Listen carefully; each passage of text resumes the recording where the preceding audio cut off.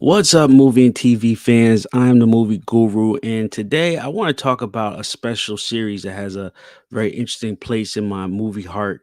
I want to talk about what happened to the hype around the 2021 Lady in the Lake series. That was this star studded and highly anticipated series on Apple TV. Now, you're probably thinking, what show and what is he talking about?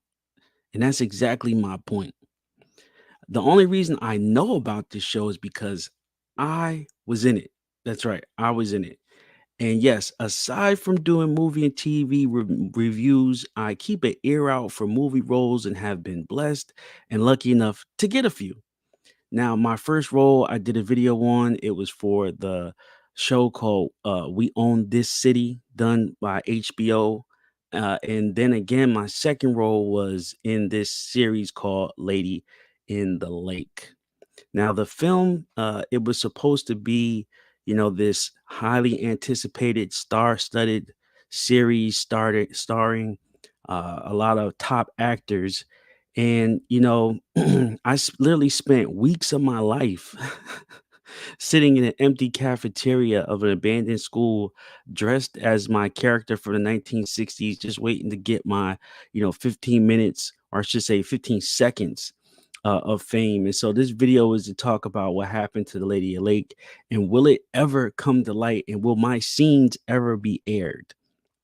And so Lady in the Lake was a upcoming series. Let me bring the screen up on this.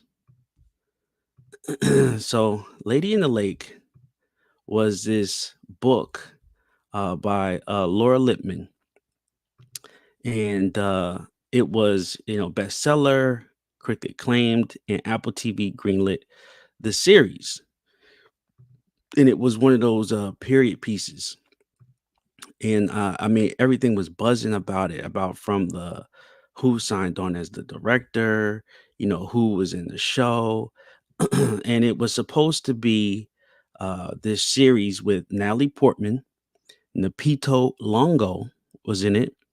Let's see, Mike Epps, Byron Bowers, Josiah Cross, Pruitt Taylor Vince, David Cornsett, Angela Robinson, Kathleen Winter, Samir Royal, and Dylan Arnold playing this cast of characters in this period piece. Now, the premise was 1960s Baltimore, and this investigative journalist who was working on, unsolved murder cases clashed with a woman working to advance the agenda of the city's black community. And I'm guessing that was Napita's character.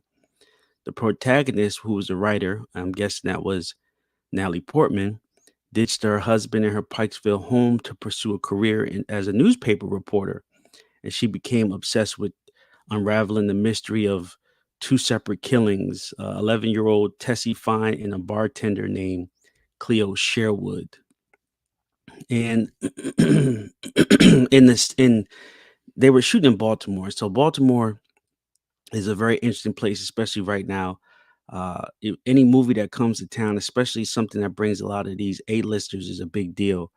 And The casting went out, and I was lucky enough to get a role in the show.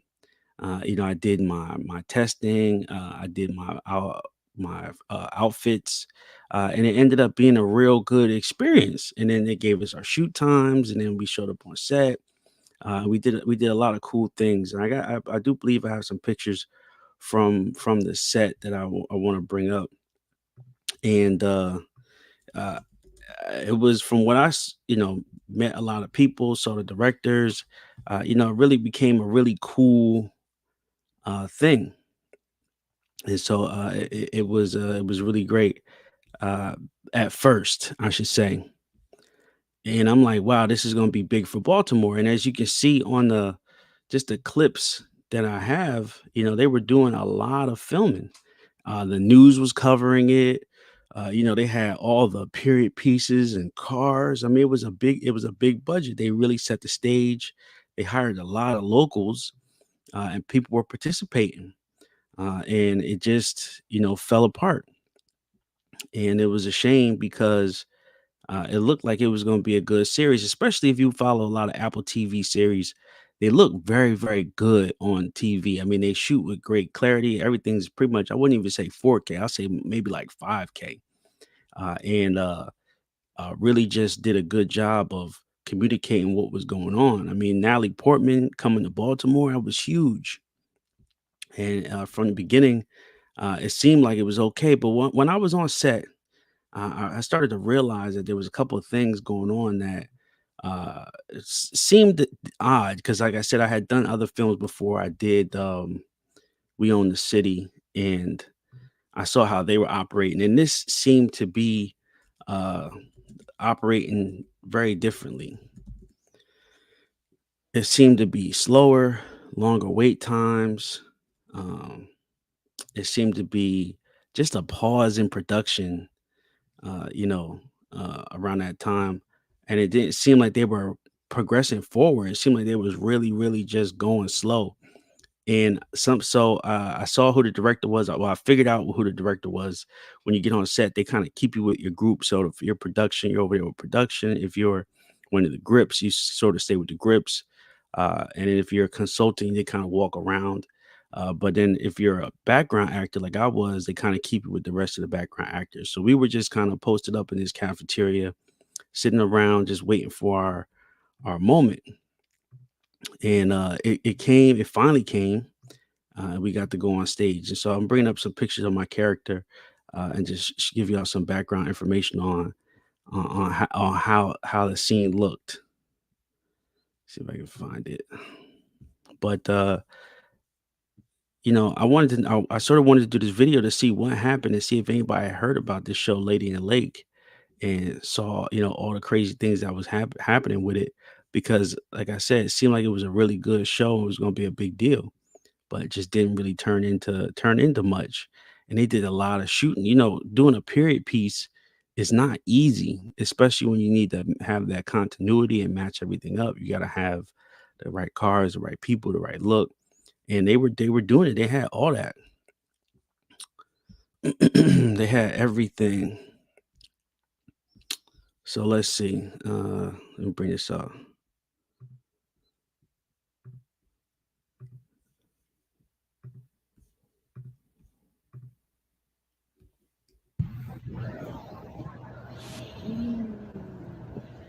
First day of set. Just got my COVID test. Heading to the holding area. So this is me on set. Of course, I just arrived, and then we had to take a COVID test every day, and then after the COVID test, we went to the holding room, and then once we organized, we went to wardrobe. Now, wardrobe was done by a famous wardrobe person in the Baltimore area. His name is Ron, and he does a lot of the movies. I had worked with him before on We Own the City, and I worked with him again on Lady in the Lake. But the way they do the wardrobe on these films, it seems like they give you your character and they tell you to bring items. So they don't really dress you when you get there. They tell you to bring certain things, and then they go through what you have, and then they mix and match. And so he mixed and matched my stuff and gave me my outfit. And so this is me in hair and makeup and getting my hair fixed for the role. And like I said, it was supposed to be 1960s. And I'm trying to think what my character role was. I was pretty much a local resident of Baltimore, like I really am. And it was more like a numbers counter or a runner or a ticketer. I was basically doing the numbers. And this is the finished look. I mean, really didn't have to do much. My hair was starting to get long at that point, and they gave me this jacket and this vest, and that's how I went onto the set. And we sort of just sat there for hours, just waiting for that scene to come up. Now, I'm guessing time is money, especially when you're on the set.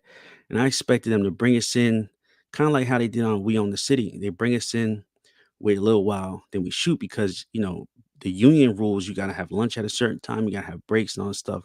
We were just waiting, waiting, waiting, waiting, waiting, waiting all day. We finally went to set, and see, I got some more photos here.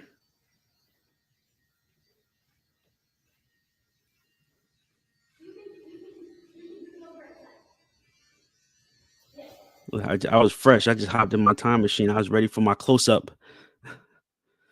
So this was it. Oh, I was a bookie. That's what my role was. So I was a bookie, and I was number 12. And then they gave me this hat. So they did all that hair and makeup, and they gave me the boy cap. And then they shipped this off to the set. And so you can see the holding room behind me over here. This is the holding room. And they kept the cast small, like they kept the background group small. So I felt very honored, privileged to be, one of the people that was on set. It really wasn't a large background. It really might have been five of us. And I was, I didn't know what we was gonna be doing. Like I didn't know if we was gonna be outside. I didn't know if we was gonna be inside. But come to find out, we was inside. We was at this school. In the school, they had transformed to this bookie office, and they set the equipment up in the gym, but they didn't use the gym. They used like the storage room, and I was shocked when I went in there. I do believe I got a few pictures, and they made it like a number room. They had bookies and stuff like that, and little I guess number counters and all these different things. And so here's a picture of me in the cafeteria, just waiting, trying to figure out what to do. But like I said, it was cool because we got a chance to talk to each other and find out where everybody was from and sharing resources and all type of stuff. Here's a scene from the gym, and this is actually what it looked like. This is what the gym looked like.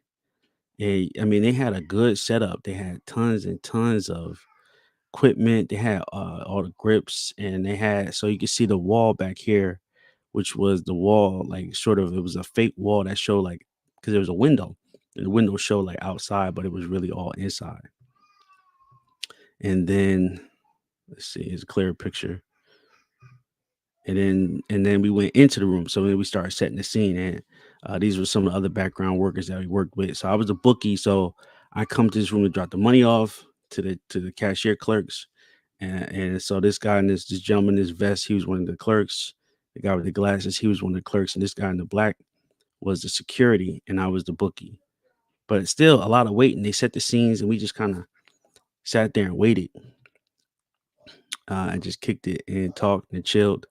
And then really just we started kind of making up our own little roles. Like, all right, whenever they do start filming, this is what we're gonna do. I'm gonna stand here, come here, I'm gonna walk here, and sort of you build the scene between whoever is in the background. All they really do is tell you what the principal, meaning the main actor, the scene was going to do, and they were just going to walk through. So we had to sort of move around them and bring the scene to life. And when we just chilled for the most part, this was all the money that the bookies were dropping off. They just had bags of it, and they just wanted us to sort of look busy. And this, of course, was in 1960s, so they gave us these like herbal cigarettes. Now, that's cool because a lot of people do smoke, but I mean, it's an extra pay involved if you smoke on the scene. So a lot of people were taking the extra pay just to smoke because, like I said, this was multiple days. I mean, I spent probably a week and a half doing scenes for this show,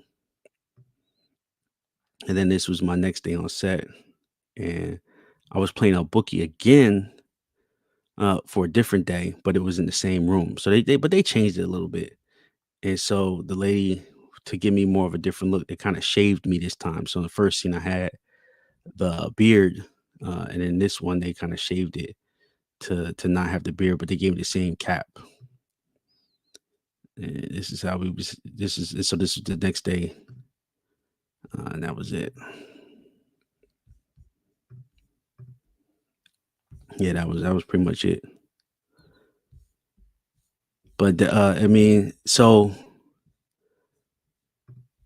I thought everything was good. I was excited. You know, it was given the green light, and after I did my scenes, I'm like, oh man, this is gonna be great. And then I saw that Mike Epps was gonna be in it, but Mike Epps never showed. But you know who did show? Wood Harris. So then this is when I started to realize that something was going on because I didn't see Natalie Portman anywhere. Didn't see Lupita Nyong'o anywhere. But who I did see was, um, like I said, Wood Harris, which is a legend.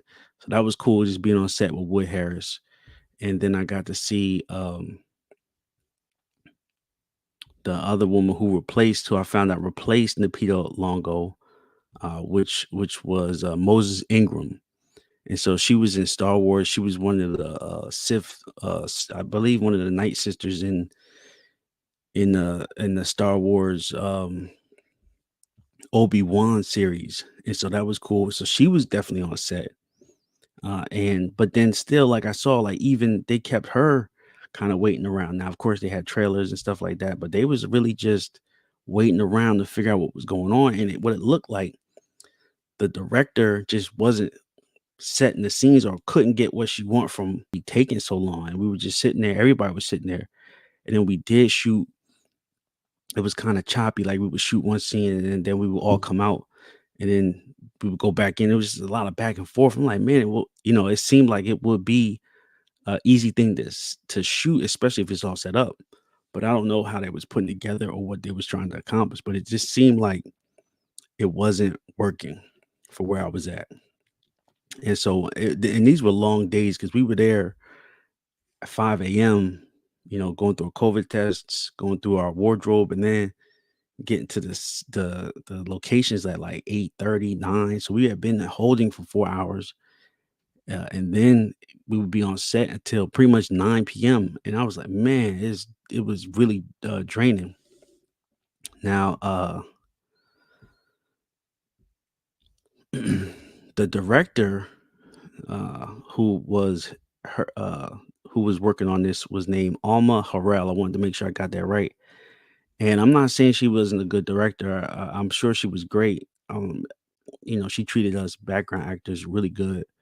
But her backstory was a music video director, so I don't know if that it didn't translate well or what, but I don't know if she knew or was good at working with big budget series for Apple.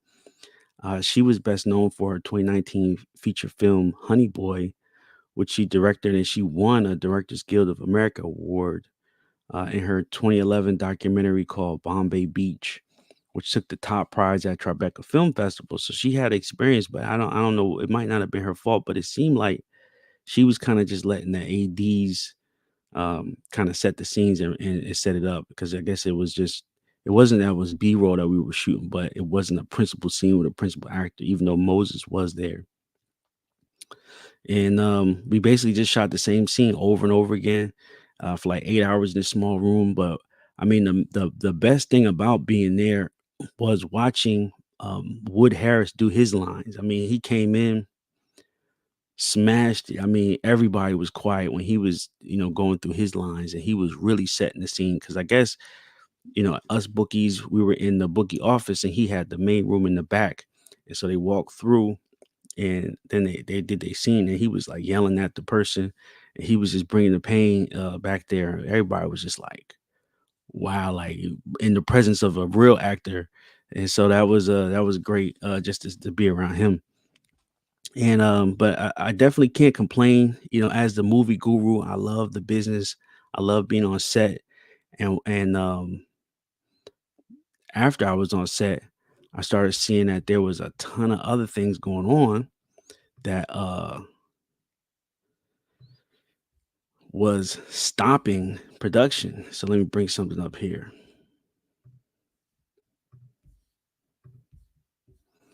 And so this must have been another scene that they were shooting. So it says here, Natalie Portman's Lady in the Lake stops Baltimore production after gun violence and extortion attempts.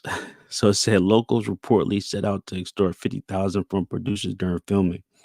And so that's really what I found out later halted everything. I mean, that's a shame because it was a good look for Baltimore, and it's a shame that they couldn't finish it and put it out and you know show that Baltimore is a good place to shoot movies. So I'll read some of this. It said the Baltimore Police Department has now released information uh, disputing initial extortion reports per the Baltimore Banner. The BPD, Baltimore Police Department, located the 43-year-old street vendor who he talked to Lady in the Lake production team at 6 a.m. on August 26th to appeal for compensation due to his business being blocked. His official statement did not mention a gun or threat violence. The supervisor from the Lady in the Lake who submitted the report had since retracted his original statement. of seeing the gun and advised he did not see a gun, but that one of the drivers had seen the gun. But adding that he did witness a large amount of marijuana on the street vendor. Jesus. The vendor was later arrested on drug charge. The police were called to set later, 4:45 p.m. in response to the report of people causing disruption.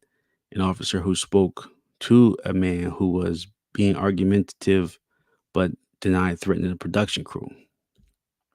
A supervisor for a security firm working on set claimed people were asking for $4,000 and later then $50,000 for the crew to film and had threatened to shoot in the air.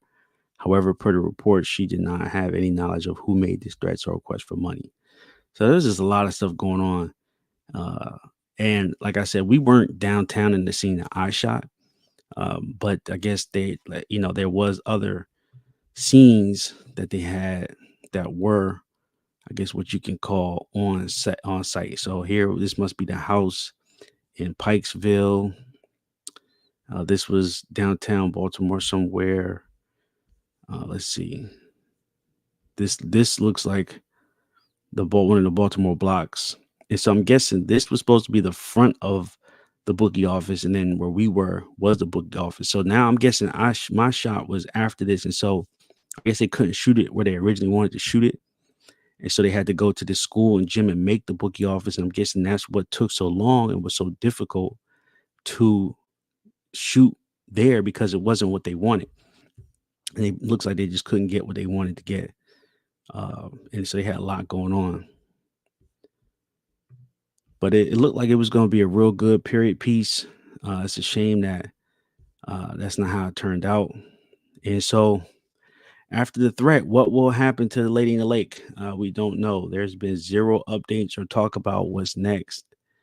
So, even though we thought we might get to see my big break, uh, I don't know if we will. I don't know what they did with the footage. I haven't heard anything about the director. I haven't heard any update from anybody that was in it. So it's a shame when things like this happen, but I guess that's what they call the business. But I just wanted to share that with y'all and try to bring some different content to my channel. I'm the movie guru, and this has been a movie guru production. So let's talk about it in the comments. If you guys heard about Lady in the Lake, if you guys were following the production and the story, and if you guys want to hear more about it, let me know. I love to hear what y'all think or any rumors that y'all might have heard. And I'll catch you on the next video.